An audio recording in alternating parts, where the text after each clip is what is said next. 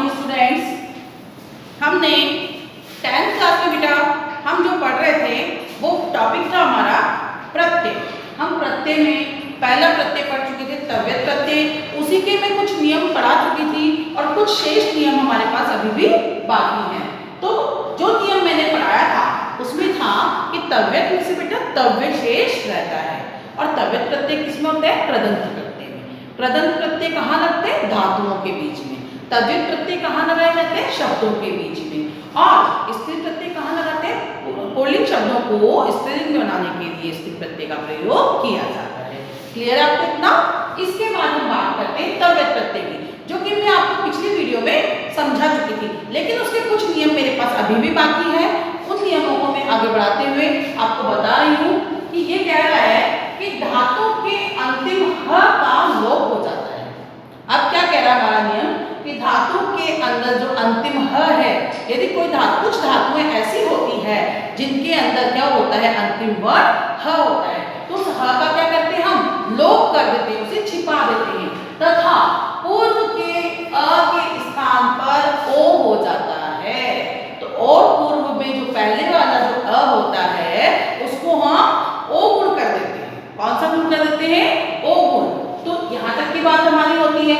तथा प्रत्यय के त का ढ हो जाता है तथा जो तव्यत प्रत्यय है उस तव्यत में से अंतिम जो त है बेटा अपना ये वाला हलंत्यम वाला, इस हलंत्यम त को तो हम क्या करते हैं?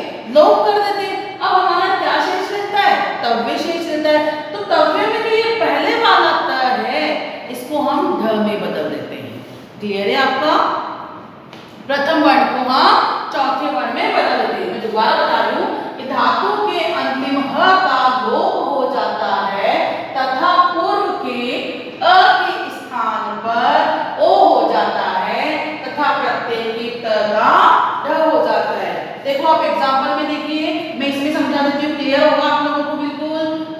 सह धातु है हमारी, सह धातु में हमने कौन सा प्रत्यय जोड़ा बेटा? तव्यत प्रत्यय जोड़ा। ठीक है, अब हमारी परिभाषा क्या कह रही है? सबसे पहले बात करते हैं हम तव्यत की। तव्यत में से हम क्या करते हैं? त का अंतिम त का क्या करते हैं? हम लोप कर देते हैं। ठीक है, तो क्या बचा? तव्य शेष रह गया। अब इस तव्य में हम क्या करेंगे? हमारी धातु क्या है? अंतिम वर्ण ह है और अंतिम वर्ण ह हो तो ह का क्या करेंगे? लोप कर देंगे। इसका मतलब ये क्या बचा? ओनली स। क्लियर है आपका? यहाँ पर जब हम इस वर्ण का यदि लोप करते हैं तो ये हमारे पास क्या बच रहा है? खाली स बचा हुआ है। ओनली स बच रहा है ना बेटा, आपको दिखाई दे रहा है। तो इस स के अंदर किसकी ध्वनि आ रही है? अ की ध्वनि आ रही है। तो हम इस अ का क्या करेंगे? ओ गुण कर देंगे। तो यहाँ पर शब्द क्या बन जाएगा? सो बन जाएगा। बना? अब क्या कह रहा है ये कि त जो है प्रत्यय का जो त है त को क्या करते हैं? ढ कर देते हैं। तो इस त को क्या करेंगे? हम ढ कर देंगे। तो पुल्लिंग शब्द हमारा क्या बन जाएगा? सोढ़व्य, क्योंकि अंतिम त का तो हम पहले लोप कर चुके। क्लियर है? इस तरीके में हम इसको बनाएंगे सोढ़व्य। नपुंसकलिंग में बनाएंगे हम सोढ़व्यम। ठीक है, इसी तरह दोहों में बेटा अपन तव्यत प्रत्यय जोड़ते हैं तो क्या बनेंगे? वही ह का हम क्या करेंगे? लोप कर देंगे। इस ओ को ओ गुण कर देंगे तो ये बनेगा बेटा अपना रोढ़व्य।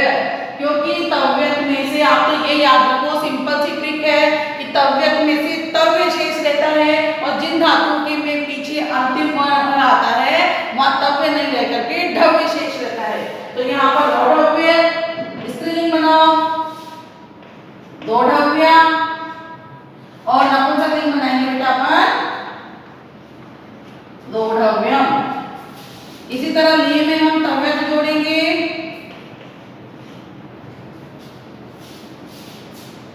लोढ़व्य,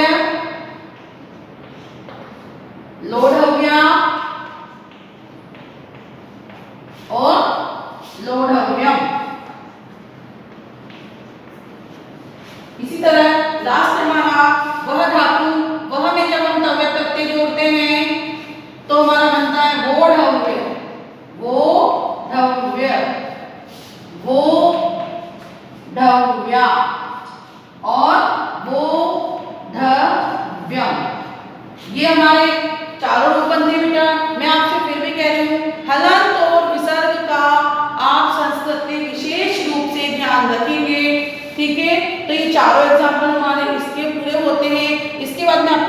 नियम लिखाने जा रही हूँ।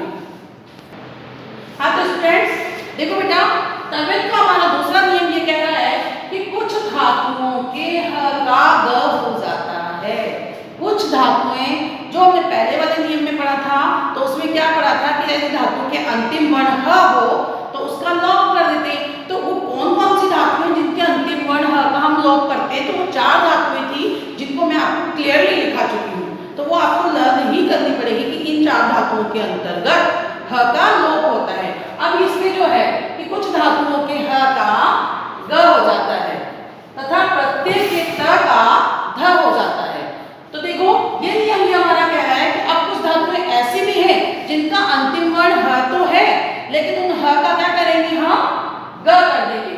तो ये देखो आप दुह में यदि हम तव्यत प्रत्यय जोड़ते हैं, दुह में हम यदि हम तव्यत प्रत्यय जोड़ते हैं तो इसमें क्या बनाएंगे, दुह का अर्थ होता है बेटा दुहना, दोहन करना, ठीक है। तो इसमें क्या करेंगे हम त का तो क्या करते हैं लोप कर देते हैं, ठीक है। बचता है बस तव्य। अब इस तव्य को हमने पहले वाले नियम में बनाया था ढव्य, क्योंकि त का हमने किया था ढ, और अभी वाले नियम में हम करेंगे ढ।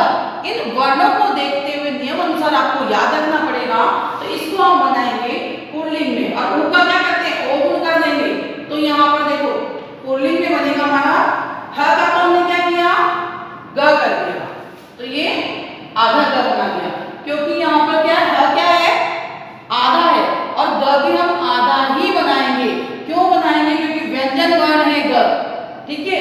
इसमें कोई स्वर नहीं मिला हुआ, जब तक इसमें स्वर नहीं मिलता है तो व्यंजन हमेशा अधूरा होता है। तो ये आधा ग हो गया। अब ये ध बनाया मैंने, ध किसका बनाया बेटा त का, ठीक है। और बाकी तव्य, तव्य शेष रहता है, तो तव्य के स्थान पर हम कौन सा क्या शेष कर देंगे धव्य, क्योंकि अब ये दो कैसे बना, देखो दू में ऊ है, ऊ को मैंने क्या गुण किया ओ गुण किया। ये ग कहां से लिया, ग मैंने ह का बनाया, क्योंकि हमारा नियम कह रहा है धातु के ह का क्या हो जाता है ग हो जाता है।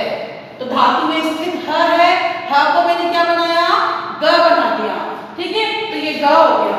अब यहाँ ध कहां से आया, ध का हमने क्या किया, हमारा नियम कह रहा है कि तव्यत प्रत्यय के त का हम क्या करते हैं ध कर देते हैं। तो हमने ध बना दिया, और वो और यह पीछे लिख दिया। वो इसलिए लिखा है क्योंकि तव्य का शेष रहता है तव्यत में से, पर इस नियम के अनुसार तव्य के स्थान पर धव्य शेष रहेगा, इसलिए हमने इसको धव्य लिखा। अंतिम धनन वाले त का हमने लोप कर दिया। इस तरह स्त्रीलिंग में बनेगा बेटा दोग्धव्या, और नपुंसक लिंग में बनेगा दोग्धव्यम। ये हुआ हमारे यहाँ तक की बात। फिर दह का बनाते हैं हम, दह में वही तव्यत प्रत्यय जोड़ेंगे। तव्यत प्रत्यय जोड़ने पर दग्धव्य रूप सिद्ध होता है। कैसे होता है, द हमने द की जगह लिख दिया, ह का हमने ग बना दिया, ध हमने त का बनाया और व्य लिखा, ठीक है। दग्धव्या और दग्धव्यम, ये हमारा यहाँ तक हुआ। इसलिए में भी हम ऐसे करेंगे, इसलिए में तव्यत प्रत्यय जोड़ेंगे। तो ये बनाएंगे हम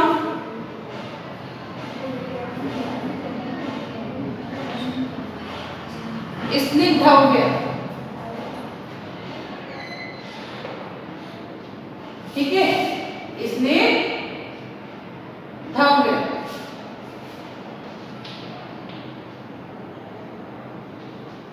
स्निग्धव्य और स्निग्धव्य, ये हमारी इस नियम के अनुसार 3 जो है एग्जाम्पल ये पूरे होते हैं। नेक्स्ट में मैं नेक्स्ट नियम आपको लिखवाने जा रही हूँ। बंद करो मैम। चलो।